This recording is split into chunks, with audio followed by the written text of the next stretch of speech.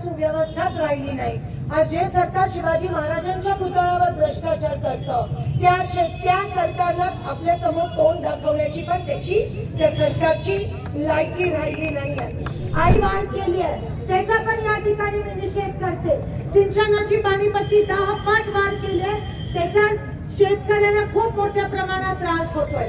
नितीन गडकरी काल म्हणाले अनुदान तुम्हाला मिळणार नाही कारण का सरकारचे सगळे पैसे हे लाडक्या बहिणीच्या योजनेमध्ये गेले आहेत। कोणत्याही शेतकऱ्याला अनुदान मिळणार नाही।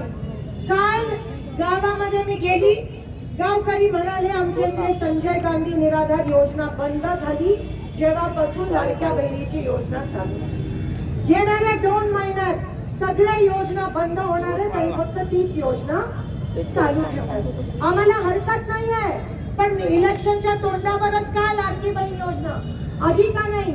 माझ्या इलेक्शन मध्ये टेबलाच्या खालून 5-5 हजार रुपये देत होते आता वरून देत आहे। काय फरक आहे? आता खाली कारभार चाललेला टेबलाच्या आता टेबलाच्या वरून या भ्रष्ट सरकारचा कारभार चालू आहे। त्या गोष्टीचा मी निषेध करते। स्वतः नितीन गडकरी त्यांचे मंत्री रेकॉर्डवर बोलले की अनुदान बंद होणार। महाराष्ट्र सरकार हे बँकरप्ट झालंय दिवाळखोर झालंय कारण का सगळे पैसे या योजनेत गेले पण माझ्या शेतकरी मायबापला काही आम्हाला महिलांना तुम्ही विकत घेणार आहात का? आम्हाला सुरक्षित व्हायचंय आम्हाला सुरक्षित जीवन जगायचंय आम्हाला विकत घ्यायचा प्रयत्न करू नका। हे बीजेपी सरकार महिलांना तुच्छ स्थान देतं म्हणून बदलापूरच्या घटनेचा 4 वर्षाच्या चिमुकल्यानं पण या बीजेपीच्या पदाधिकाऱ्यांनी सोडलं नाही। त्यांचे दोन्ही पदाधिकारी फरार आहेत आणि एन्काउंटर भलत्याचाच कोणाचा तरी त्या ठिकाणी केला का करवला मला माहिती नाही पण महाराष्ट्रात कायदा सुव्यवस्थाच राहिली नाही।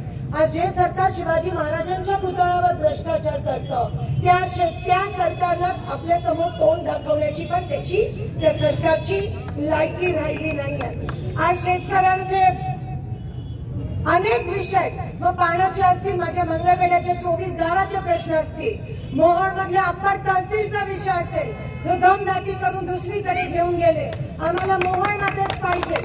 मग मंगळवेढ्याचा दुष्काळग्रस्त गावांचा प्रश्न असेल माझ्या पंढरपूरच्या कॉरिडॉरचा प्रश्न असेल पंढरपूरच्या आपल्या मंदिराचे अनेक प्रश्न असतील शेतकऱ्यांचे प्रश्न अक्कलकोट मध्ये पाण्याचे दक्षिण मध्ये पाण्याचे पिकाचे